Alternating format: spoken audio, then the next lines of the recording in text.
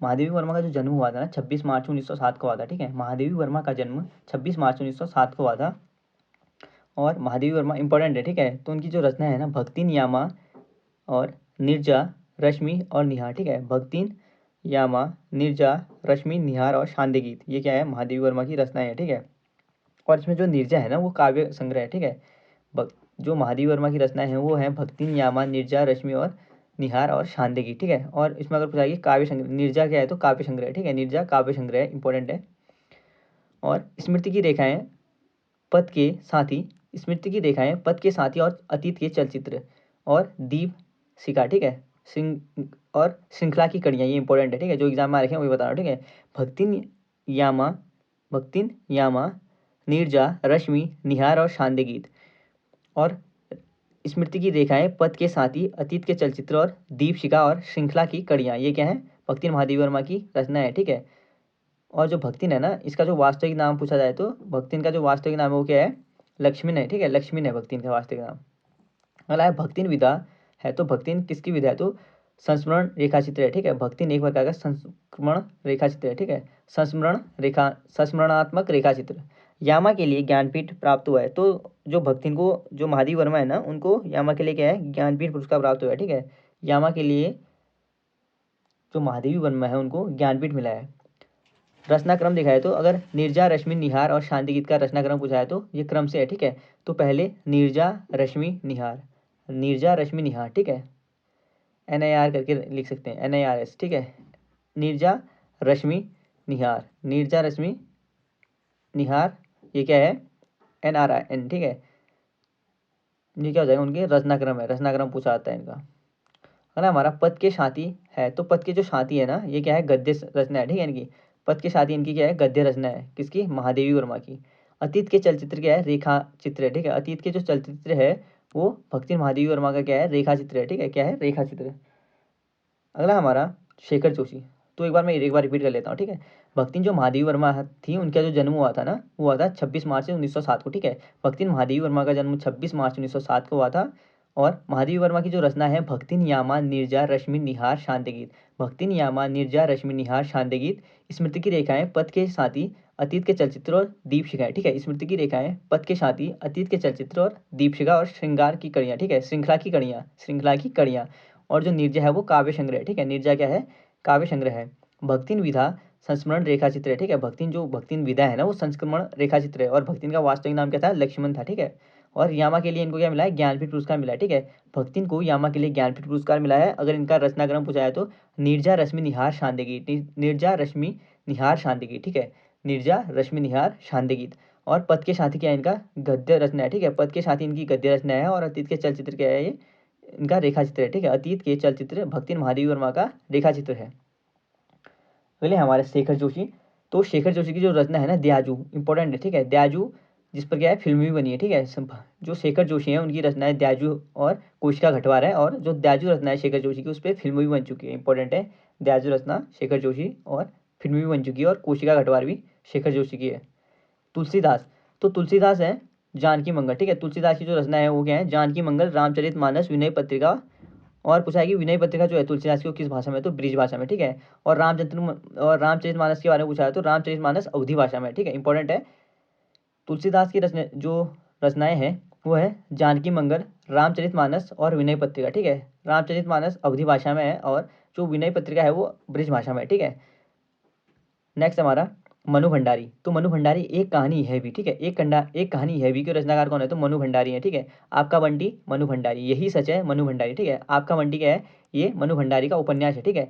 आपका जो बंटी है ना वो मनु भंडारी का क्या है उपन्यास है। एक बार रिपीट कर लेता हूँ मनु भंडारी एक कहानी यह भी आपका बंटी और यही सच है। एक कहानी यह भी आपका बंटी और यही सच है, ये क्या है मनु भंडारी की रचनाएं है, ठीक है। इंपॉर्टेंट है। मनु भंडारी की रचनाएं कौन कौन सी है तो एक कहानी यह भी है आपका बंटी है और यही सच है। और जो आपका बंटी है ना वो मनु भंडारी का उपन्यास है, ठीक है। आपका बंटी क्या है मनु भंडारी का उपन्यास है। अगला हमारा मंगलेश डबराल, तो संगतकार, ठीक है। इंपॉर्टेंट है। संगतकार किसकी है तो मंगलेश डबराल की, ठीक है। संगतकार जो कविता है वो किसकी है मंगलेश डबराल की, इंपॉर्टेंट है ये। और पहाड़ का लालटेन भी किसकी है, मंगलेश डबराल की, ठीक है। संगतकार भी मंगलेश डबराल की और पहाड़ का लालटेन भी मंगलेश डबराल की है, ठीक है। जैसे उसे याद दिलाता हो उसका बचपन, वह जब वह नौसिखिया था, पंक्तियाँ किसकी हैं, तो जैसे उसे याद दिलाता हो ना उसका बचपन जब वह नौसिखिया था, यह पंक्तियाँ मंगलेश डबराल जी की हैं, ठीक है। किसकी है, मंगलेश डबराल जी की। अगला हमारा, इनकी संगतकार कविताओं में समानता बोध एवं पूंजीवादी छल छदम दोनों का प्रतिहार है, ठीक है। तो पूछा है कि किनकी कविताएं हैं, ठीक है, किनकी कविताएं सामंती बोध और पूंजीवादी छल छदम दोनों का प्रतिहार है। तो क्या है, इनकी जो संगतकार कविता है उसके बारे में कहा गया है, ठीक है। इनकी जो संगतकार कविता है ना, वो सामंती बोध और जो पूंजीवादी होते हैं उनके बीच छल छदम दोनों का प्रतिहार है, ठीक है। सामंती बोध और पूंजीवादी दोनों के बीच छल छदम का प्रतिहार है, वो मंगलेश डबराल की संगतकार कविता है, ठीक है। इंपॉर्टेंट जो है मंगलेश डबराल की संगतकार और पहाड़ का लालटेन है दोनों। एक बार रिपीट करता हूँ, जो मंगलेश डबराल है ना, मंगलेश डबराल, उनकी संगतकार कविता है और पहाड़ का लालटेन है। और जैसे उसे याद दिलाता हो उसका बचपन जब वह नौसिखिया था, यह पंक्तियाँ मंगलेश डबराल की हैं। और इनकी जो संगतकार कविता है ना, उसको कविताओं उनको कवियों ने जो कहा है ना, वो कहा है सामंती बोध एवं पूंजीवादी छल छदम दोनों का प्रतिहार। अगले हमारे सूरदास, ठीक है। तो सूरदास के बारे में, इनका जो जन्म होता है सूरदास का 1535 में होता है, ठीक है। तो सूरदास का जन्म होता है 1535 में वैशाख शुक्ल, ठीक है, वैशाख शुक्ल पंचमी को सूरदास का जन्म होता है 1535 में। और इनका जन्म होता है, वो होता है वैशाख शुक्ल पंचमी को और सिही नामक गांव में, ठीक है। जो वैशाख है ना, वैशाख के महीने में होता है शुक्ल पंचमी को और सिही नामक गांव में, ठीक है। सिही नामक गांव में सूरदास का जन्म होता है 1535 में। उधो तुम हो अति बड़भागी पंक्तियाँ किसकी हैं, तो उधो तुम हो अति बड़भागी जो पंक्तियाँ हैं वो सूरदास की हैं, ठीक है। और ये भक्तिन के काल के थे, ठीक है। इनका कालक्रम पूछा है तो भक्तिन के कालक्रम के थे ये। और एक बार रिपीट कर देते हैं इनको। तो इनका जो सूरदास का जो जन्म होता है ना, वो होता है 1535 में, ठीक है। सूरदास का जन्म होता है 1535 में वैशाख शुक्ल पंचमी को सिही नामक गांव में इनका जन्म होता है। और उधो तुम हो अति बड़भागी पंक्ति जो लिखी है ना, वो सूरदास की है, ठीक है। और ये भक्तिन काल के थे। हरिशंकर परसाई, तो हरिशंकर की परसाई की जो रचना है ना, प्रेमचंद्र के फटे जूते, ठीक है। इंपॉर्टेंट है, हरिशंकर परसाई की रचना कौन सी है, तो प्रेमचंद्र के फटे जूते, या प्रेमचंद्र के फटे जूते रचना किसकी है, तो हरिशंकर परसाई जी की है, ठीक है। हरिशंकर परसाई ने लिखी है प्रेमचंद्र के फटे जूते। अगला है सूर्यकांत त्रिपाठी निराला, ठीक है। सूर्यकांत त्रिपाठी निराला की रचनाएं देखें तो मतवाला, कुकुरमुत्ता, नए पत्ते, बादल राग, राम की शांति पूजा, ये है, ठीक है। इंपॉर्टेंट है, मतवाला, कुकुरमुत्ता, नंगे पत्ते, बादल राग, राम की शांति पूजा, ये क्या है, सूर्यकांत त्रिपाठी निराला की वो है, ठीक है, रचनाएं हैं। एक बार रिपीट कर लेते हैं। और जो कुकुरमुत्ता है ना, वो काव्य रचना है, ठीक है। सूर्यकांत त्रिपाठी निराला की जो कुकुरमुत्ता है वो कौन सी है, ठीक है, तो ये काव्य रचना है। कुकुरमुत्ता से याद रखते हैं, काव्य रचना है। और बादल राग जो है ना कविता, वो 6 खंडों में प्रकाशित है, ठीक है। सूर्यकांत त्रिपाठी निराला की जो बादल राग कविता है वो 6 खंडों में विभाजित है, ठीक है। कितने खंडों में विभाजित है, 6 खंडों में। एक बार रिपीट कर देता हूँ। तो सूर्यकांत त्रिपाठी जो निराला है ना, उनकी जो रचनाएं हैं मतवाला, कुकुरमुत्ता, नए पत्ते, मतवाला, कुकुरमुत्ता, नए पत्ते, बादल राग और राम की शांति पूजा, ठीक है। बादल राग, राम की शांति पूजा, मतवाला, कुकुरमुत्ता, नए पत्ते, बादल राग और राम की शांति पूजा। और जो कुकुरमुत्ता है ना, ये काव्यकृति है, ठीक है। कुकुरमुत्ता क्या है, काव्यकृति है। और बादल राग कविता जो है वो 6 खंडों में है, ठीक है। कुकुरमुत्ता काव्यकृति हो गई और बादल राग जो कविता है वो 6 खंडों में हो गई। अगले हमारे मनोहर श्याम जोशी, ठीक है। तो मनोहर श्याम जोशी है सिल्वर वेडिंग, ठीक है। सिल्वर वेडिंग, पश्चिमी जर्मनी पर उड़ती नज़र और हम लोग, ठीक है। सिल्वर वेडिंग, पश्चिमी जर्मनी पर उड़ती नज़र और हम लोग, जो ये रचना है वो किसकी है, मनोहर श्याम जोशी की, ठीक है। किसकी है, मनोहर श्याम जोशी की। तो सिल्वर वेडिंग के जो मुख्य पात्र है ना, यशोधर बाबू, इंपॉर्टेंट है। सिल्वर वेडिंग के मुख्य पात्र यशोधर बाबू हैं, ठीक है। और पश्चिमी जर्मनी पर उड़ती नज़र, ठीक है। पश्चिमी जर्मनी पर उड़ती नज़र इनका क्या है, तो संस्मरण संग्रह है, ठीक है। पश्चिमी जर्मनी पर उड़ती नज़र इनका संस्मरण क्या है, संस्मरण संग्रह है। अगला हमारा हम लोग, तो हम लोग जो है ना वो भारतीय दर्शन पर आधारित धारावाहिक है, ठीक है। हम लोग जो है वो मनोहर श्याम जोशी का है। और हम लोग जो क्या है, एक भारतीय दर्शन पर आधारित धारावाहिक है। और ये बहुमुखी प्रतिभा के धनी थे, ठीक है। बहुमुखी प्रतिभा के धनी थे, जिसने प्रेस, रेडियो, टीवी, वित्त, चित्र, फिल्म, विज्ञापन, संप्रेषण का ऐसा कोई माध्यम नहीं है जिसको इन्होंने नहीं किया और सफलता नहीं पाई हो, ठीक है। याद रखने के लिए लेखन ना, यह कहा जा रहा है इनके बारे में, यह बहुमुखी प्रतिभा के धनी थे, ठीक है।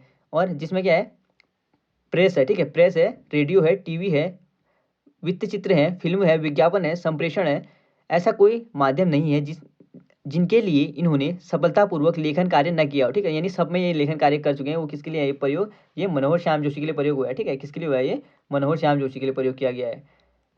अगला हमारा साप्ताहिक हिंदुस्तान में कार्य किया है, तो साप्ताहिक हिंदुस्तान में किसने कार्य किया है, तो मनोहर श्याम जोशी ने, ठीक है, मनोहर श्याम जोशी है ना, उन्होंने साप्ताहिक हिंदुस्तान में कार्य किया है। तो एक बार रिपीट कर लेते हैं मनोहर श्याम जोशी को। तो पहला जो उनकी रचनाएं देखते हैं, ठीक है, पहले मनोहर श्याम जोशी की, तो सिल्वर वेडिंग, पश्चिमी जर्मनी पर उड़ती नजर, हम लोग, ठीक है, ये इंपॉर्टेंट रचना है। और जो सिल्वर वेडिंग के जो मुख्य पात्र थे ना, वो यशोधर बाबू थे, ठीक है, सिल्वर वेडिंग के जो मुख्य पात्र थे वो कौन थे, यशोधर बाबू थे, इंपॉर्टेंट है, ठीक है। और पश्चिमी जर्मनी पर उड़ती नजर क्या एक संस्मरण संग्रह है, ठीक है, पश्चिमी जर्मनी पर उड़ती नजर मनोहर श्याम जोशी का संस्मरण संग्रह है। और हम लोग जो है वो मनोहर श्याम जोशी की रचना है, जिसपे भारतीय दर्शन धारावाहिक है, ठीक है, भारतीय दर्शन का धारावाहिक है हम लोग, और रचना है मनोहर श्याम जोशी की। बहुमुखी जो प्रतिभा है, बहुमुखी प्रतिभा के धनी व्यक्ति थे, इन्होंने ऐसे कोई काम, ऐसा कोई वो नहीं है ना, मतलब ऐसा कोई विभाग नहीं है जिसमें क्या किया इन्होंने कार्य नहीं किया, ठीक है। जैसे प्रेस में बहुमुखी प्रतिभा के धनी थे ये, और जिसमें प्रेस, रेडियो, टीवी, वित्त चित्र, फिल्म, विज्ञापन, संप्रेषण का ऐसा कोई माध्यम नहीं होगा जिससे क्या है जिसमें इन्होंने लेखन कार्य में सफलता नहीं पाई गई हो। ये किसके लिए कहा गया, मनोहर श्याम जोशी के लिए, ठीक है। और जो साप्ताहिक हिंदुस्तान था ना, उस पर भी कार्य किया इन्होंने, ठीक है, साप्ताहिक हिंदुस्तान पर कार्य करने वाले लेखक कौन है, तो मनोहर श्याम जोशी। अगला है हमारा माखनलाल चतुर्वेदी। तो माखनलाल चतुर्वेदी की रचनाएं देखते हैं, ठीक है, इंपॉर्टेंट है माखनलाल चतुर्वेदी भी। और हिम तरटनी हिम तरंगिणी, ठीक है, हिम तरंगिणी जो रचना है वो माखनलाल चतुर्वेदी की है, ठीक है, हिम तरंगिणी रचना किसकी है, तो माखनलाल चतुर्वेदी की है। और एक भारतीय आत्मा उपन्यास है, ठीक है, इनका एक भारतीय आत्मा क्या है, इनका उपन्यास है, ठीक है, माखनलाल चतुर्वेदी का जो एक भारतीय आत्मा है ना, वो उपन्यास है। और हिम तरंगिणी क्या है, रचना है, ठीक है। हिम तरंगिणी हेतु ज्ञानपीठ मिला है, ठीक है, माखनलाल चतुर्वेदी को हिम तरंगिणी के लिए क्या मिला है, ज्ञानपीठ मिला है, ठीक है, इंपॉर्टेंट है, हिम तरंगिणी के लिए ज्ञानपीठ मिला है माखनलाल चतुर्वेदी को। और हिम तरंगिणी इनकी रचना है, और एक भारतीय आत्मा उपन्यास है, ठीक है, इनका एक भारतीय आत्मा क्या है, माखनलाल चतुर्वेदी का उपन्यास है। और हिम तरंगिणी के लिए ज्ञानपीठ मिला है इनको। अगला है हमारा सुमित्रानंदन पंत। तो सुमित्रानंदन पंत जो राइटर है ना, उन्होंने चिदंबरा, कला और बूढ़ा चाँद और युगांतर लिखा है, ठीक है, कला और बूढ़ा चाँद, युगांतर और चिदंबरा लिखी है, किसने, सुमित्रानंदन पंत ने, इंपॉर्टेंट है, ठीक है, सुमित्रानंदन पंत। तो जो चिदंबरा है ना, इनकी काव्य कृति है, ठीक है, और चिदंबरा के लिए 1968 में इनको ज्ञानपीठ मिलता है, ठीक है, सुमित्रानंदन पंत की जो काव्य कृति है चिदंबरा, उनको 1968 में इसके लिए ज्ञानपीठ मिलता है। और कला और बूढ़ा चाँद हेतु साहित्य अकादमी मिलता है 1960 में, ठीक है, कला और बूढ़ा चाँद हेतु साहित्य अकादमी मिला है सुमित्रानंदन पंत को 1960 में। इनका जो जन्म होता है ना, उत्तराखंड के बागेश्वर के कौशानी में होता है, ठीक है, तो सुमित्रानंदन पंत का जन्म उत्तराखंड में होता है, और कहाँ पे, बागेश्वर कौशानी में, ठीक है। अगला हमारा एक बार रिपीट कर लेते हैं इसको। सुमित्रानंदन पंत की जो रचनाएं है ना, वो है चिदंबरा, ये क्या है, काव्य कृति है, ठीक है, चिदंबरा, कला और बूढ़ा चाँद और युगांतर, ठीक है, चिदंबरा और जो युगांतर है ना, वो काव्य कृति है। तो चिदंबरा के लिए इनको 1968 में ज्ञानपीठ मिला था, कला और बूढ़ा चाँद हेतु साहित्य अकादमी मिला था 1960 में, ठीक है। और इनका जो जन्म हुआ था वो उत्तराखंड के बागेश्वर में के कौशानी में हुआ था, ठीक है, उत्तराखंड के बागेश्वर के कौशानी में।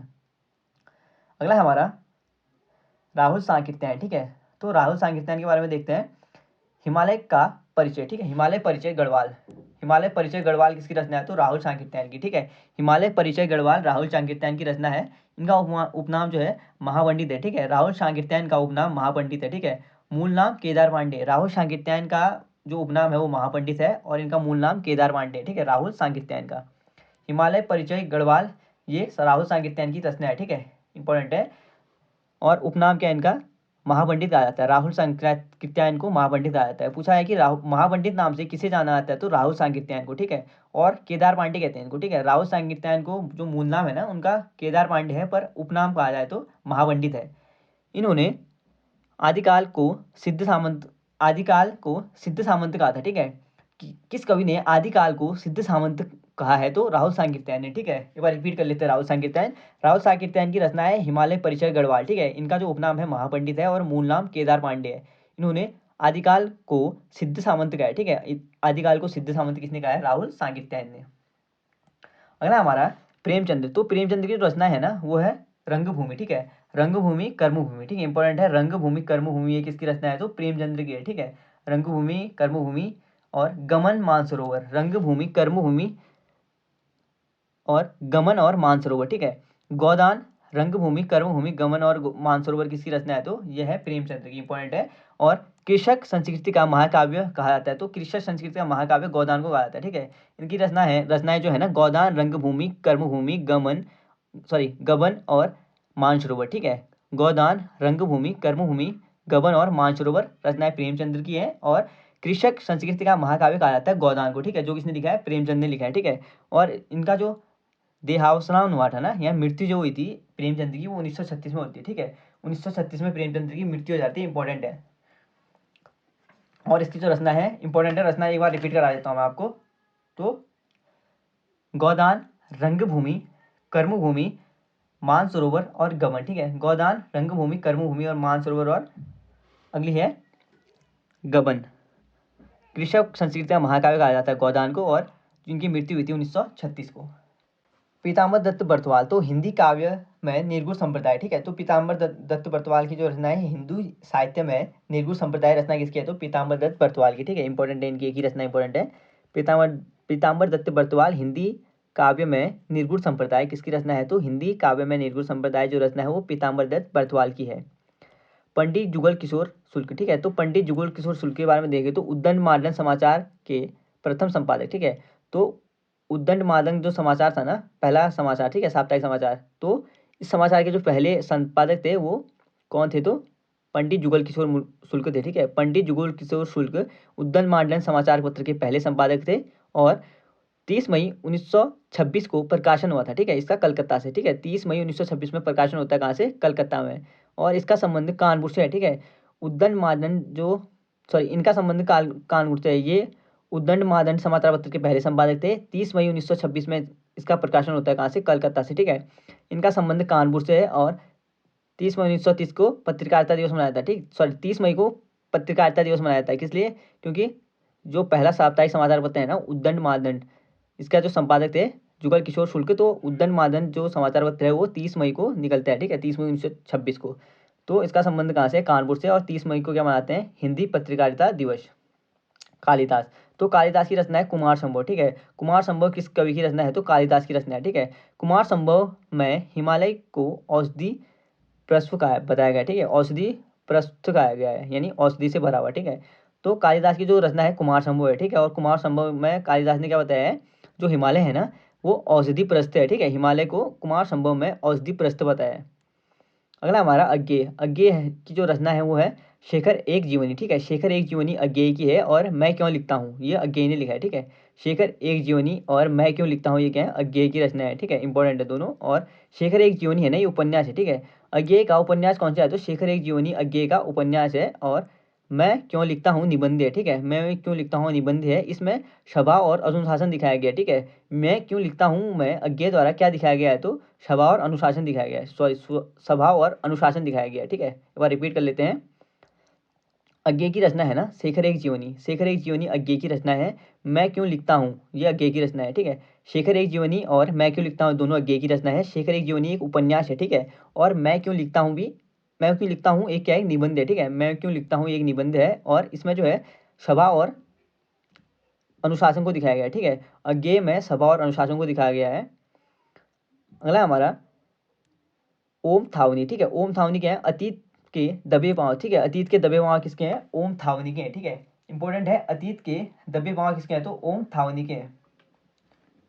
तो एक बार और देख लेते हैं इसको। अतीत के दबे पांव किसका है? तो ओम थावनी, ठीक है। इंपॉर्टेंट है, अतीत के दबे पांव रचना किसने की है? तो ये किसने की है? ओम थावनी की, ठीक है। और जो स्मृति की रेखा है और अतीत के चलचित्र है ना वो किसकी है? महादेवी वर्मा की, ठीक है। अतीत के अगर चलचित्र पूछा है तो महादेवी वर्मा की है। और अतीत के दबे पांव है वो किसकी है? ओम थावनी की, ठीक है। दबे पांव यानी थाना, ठीक है। दबे पांव मतलब थाना, यानी ओम थावनी की। और अतीत के चलचित्र या स्मृति की रेखाएं ये महादेवी वर्मा की हैं। अगला टॉपिक है हमारा कबीर, ठीक है। तो कबीर की रचना है तो बीजक, ठीक है। इंपॉर्टेंट है, कबीर की जो बीजक रचना है ना, तो कबीर को हजारी प्रसाद द्विवेदी ने वाणिका डिक्टेयर कहा है, ठीक है। कबीर की जो रचना है वो है बीजक। और कबीर को जो वाणिका डिक्टेयर कहा है वो किसने कहा? हजारी प्रसाद द्विवेदी ने, ठीक है। कबीर की उल्टवासियाँ प्रसिद्ध हैं, ठीक है। कबीर की क्या है? उल्टवासियाँ प्रसिद्ध हैं। और कबीर की रचना है बीजक, इंपॉर्टेंट है। कबीर की रचना बीजक है और कबीर को हजारी प्रसाद द्विवेदी ने वाणिका डिक्टेयर कहा है। और कबीर की उल्टवासियाँ प्रसिद्ध हैं, तीनों इंपॉर्टेंट है, ठीक है। रचना बीजक, कबीर को हजारी प्रसाद द्विवेदी ने डिक्टेयर कहा है और कबीर की उल्टवासियाँ क्या है, प्रसिद्ध हैं। फिरोज गोरखपुरी, तो फिरोज गोरखपुरी का जो मूल नाम है ना रघुपति शाह है, ठीक है। फिरोज गोरखपुरी का मूल नाम रघुपति शाह है, इंपॉर्टेंट है, फिरोज गोरखपुरी का मूल नाम रघुपति शाह है। अगला है जयशंकर प्रसाद। तो जयशंकर प्रसाद के बारे में देखें तो इसकी जो रचना है ना जयशंकर प्रसाद जी की, वो है उर्वशी, ठीक है। उर्वशी रचना किसकी है, तो जयशंकर प्रसाद की है। स्कंदगुप्त रचना किसकी है, तो जयशंकर प्रसाद की है, ठीक है। और कामयानी रचना किसकी है, तो जयशंकर प्रसाद की है। पुरस्कार रचना किसकी है, जयशंकर प्रसाद की। आंसू लहर झरना, ये किसकी रचना है, जयशंकर प्रसाद की, ठीक है। एक बार रिपीट कर देता हूँ, उर्वशी, स्कंदगुप्त, कामयानी, पुरस्कार, आंसू लहर झरना, ये किसकी रचना है, जयशंकर प्रसाद की, ठीक है। और जो पुरस्कार है ना, इसको ये कहानी है, ठीक है। पुरस्कार क्या है, एक कहानी है, इंपॉर्टेंट है। तो एक बार रिपीट करते हैं, जयशंकर प्रसाद की है आंसू लहर झरना, उर्वशी, स्कंदगुप्त, कामयानी, पुरस्कार। आंसू लहर झरना, उर्वशी, स्कंदगुप्त, कामयानी, पुरस्कार रचना किसकी है, जयशंकर प्रसाद की। और जो पुरस्कार रचना है वो एक कहानी संग्रह है, ठीक है। अमीर खुसरो, तो अमीर खुसरो की रचनाएं देखते हैं। तो अमीर खुसरो की रचना कौन कौन सी है, ठीक है। तो सूफी संगीतज्ञ और इतिहासकार थे, ठीक है। जो अमीर खुसरो थे ना, ये सूफी संगीतज्ञ और रचनाकार था। पूछा जाए कि सूफी संगीतज्ञ और रचनाकार, सॉरी, सूफी संगीतज्ञ और इतिहासकार कौन थे, ठीक है। सूफी संगीतज्ञ और इतिहासकार कौन थे, तो ये थे अमीर खुसरो, ठीक है। कौन थे, अमीर खुसरो। अगला हमारा राम वृक्ष बेनीपुरी, ठीक है। राम वृक्ष बेनीपुरी क्या थे, जनवाणी का संपादक किया था, ठीक है। राम वृक्ष पुरी ने किसका संपादक किया है, तो जनवाणी का, इंपॉर्टेंट है। राम वृक्ष बेनीपुरी ने जनवाणी का संपादक किया था, संपादन, ठीक है। हरिवंश राय बच्चन, तो हरिवंश राय बच्चन की क्या है, क्या भूलूं क्या याद करूं, ठीक है। क्या भूलूं क्या याद करूं रचना हरिवंश राय बच्चन की है। और क्या भूलूं क्या याद करूं क्या है, एक आत्मकथा है, ठीक है। क्या भूलूं क्या याद करूं, एक क्या है, आत्मकथा है। और हरिवंश राय बच्चन ने लिखी है, हरिवंश राय बच्चन ने क्या भूलूं क्या याद करूं रचना लिखी। नेक्स्ट हमारा नरपति नाल्हा, ठीक है। नरपति नाल्हा क्या है, इनकी जो रचना है बीसल देव रासो ग्रंथ है, ठीक है। नरपति नाहल की जो रचना है ना, वो कौन सी है, नाल्ह। तो इनकी नरपति नाहल की जो रचना है वो है बीसल देव रासो ग्रंथ, ठीक है। नरपति नाहल की रचना है बीसल देव रासो ग्रंथ। वल्लभाचार्य पुष्टि मार्ग के प्रवर्तक किया, ठीक है। पुष्टि मार्ग को परिवर्तन किसने किया था, तो वल्लभाचार्य। पुष्टि मार्ग को परिवर्तन करने का श्रेय या पुष्टि मार्ग को परिवर्तित करने का श्रेय किसको जाता है, तो वल्लभाचार्य को, ठीक है। किसको, वल्लभाचार्य को। बाणभट्ट, तो कादम्बरी रचना किसकी है, तो बाणभट्ट की है, ठीक है। कादम्बरी रचना किसकी है, तो बाणभट्ट की रचना है कादम्बरी। रैया सज्जद जहीर, तो नमक कहानी, ठीक है। रैया सज्जद जहीर की रचना कौन सी है, तो नमक का है, ठीक है। नमक कहानी है, क्या है, रजिया सज्जाल जहीर की रचना है नमक कहानी। तो राजेश जोशी की रचनाएं देखेंगे हम। बच्चे काम पर जा रहे हैं और नेपथ्य में हंसी, ठीक है। नेपथ्य में हंसी और बच्चे काम पर जा रहे हैं, दोनों रचनाएं किसकी हैं, तो राजेश जोशी की हैं, ठीक है, राजेश जोशी की। और जो नेपथ्य में हंसी है ना, ये काव्य संग्रह है। राजेश जोशी जी का काव्य संग्रह कौन सा है, तो नेपथ्य में हंसी राजेश जोशी का क्या है, काव्य संग्रह, ठीक है। और बच्चे काम पर जा रहे हैं, ये क्या है, बाल श्रम पर आधारित है, ठीक है। बाल श्रम पर आधारित है, बच्चे काम पर जा रहे हैं, राजेश जोशी की रचना। और नेपथ्य में हंसी को क्या है, काव्य संग्रह, ठीक है। दोनों रचनाएं हैं केवल, इंपॉर्टेंट। राजेश जोशी की बच्चे काम पर जा रहे हैं और नेपथ्य में हंसी। अगला हमारा फणीश्वर नाथ रेणु, ठीक है। फणीश्वर नाथ रेणु का संबंध या उनकी जो रचना है ना, वो क्या है, इस जल प्रलय में, ठीक है। इस जल प्रलय में जो रचना है फणीश्वर नाथ रेणु की, ठीक है। फणीश्वर नाथ रेणु की रचना है इस जल प्रलय में। अगले हैं नरोत्तम, ठीक है। नरोत्तम की जो रचना है वो है सुदामा चरित्र, ठीक है। नरोत्तम की जो रचना है वो क्या है, सुदामा चरित्र है। और विद्यापति का उपनाम क्या है, मैथिली कोकिला, ठीक है। विद्यापति को मैथिल कोकिला कहा जाता है, ठीक है। विद्यापति को उपनाम किस नाम से जाना जाता है, तो मैथिल कोकिला के नाम से। अगला है रामधारी सिंह दिनकर, तो रामधारी सिंह दिनकर की रचनाएं कौन कौन सी है, ये बताएं, ठीक है। रामधारी सिंह दिनकर की रचनाएं कौन कौन सी है, तो रेणुका है, कुरुक्षेत्र है और रश्मि रथी है, ठीक है। रामधारी सिंह दिनकर की रचनाएं कौन कौन सी है, तो रेणुका है, दिन कुरुक्षेत्र है और रश्मि रथिका है, ठीक है। रश्मि रथिका रामधारी सिंह दिनकर की रचना है। विद्यानिवास मिश्र, तो विद्यानिवास मिश्र की रचना क्या देखना है, तो तुम चंदन हम पाती, ठीक है। विद्यानिवास मिश्र की रचना है तुम चंदन हम पाती। तुम चंदन हम पानी है, ठीक है। तुम चंदन हम पानी किसकी है, विद्यानिवास मिश्र की। और तुम चंदन हम पानी क्या है, एक निबंध संग्रह है, ठीक है। विद्यानिवास मिश्र का तुम चंदन हम पानी क्या है, एक निबंध संग्रह है। अगला हमारा वीरेंद्र डंगवाल, ठीक है। वीरेंद्र डंगवाल ये साहित्य अकादमी पुरस्कार मिला है इनको, तो किसके लिए मिला है ये देखना, ठीक है। तो देख लेते हैं। तो जो वीरेंद्र डंगवाल है ना, उनको साहित्य अकादमी पुरस्कार मिला है दुष्चक्र में श्रेष्ठता के लिए, ठीक है। दुष्चक्र में श्रेष्ठता के लिए वीरेंद्र डंगवाल को साहित्य अकादमी मिला है, ठीक है। वीरेंद्र डंगवाल को दुष्चक्र में श्रेष्ठता के लिए साहित्य अकादमी पुरस्कार मिला था। अगला हमारा जयदेव, ठीक है। जयदेव की जो रचना है वो गीत गोविंद है, ठीक है। गीत गोविंद रचना किसकी है? तो जयदेव की है, ठीक है। गीत गोविंद रचना किसकी है? जयदेव की है। कल्हड़, तो कल्हड़ की क्या है? राज तरंगिणी है, ठीक है। कल्हड़ की राज तरंगिणी है, जिसमें क्या है? कश्मीर का इतिहास है, ठीक है। तो कल्हड़ की राज तरंगिणी है जिसमें कश्मीर के इतिहास के बारे में बताया कल्हड़ ने। भूषण, तो भूषण का क्या है? शिवा बावनी, ठीक है। शिवा बावनी क्या है? किसकी रचना है? तो भूषण की है, ठीक है। शिवा बावनी भूषण की रचना है।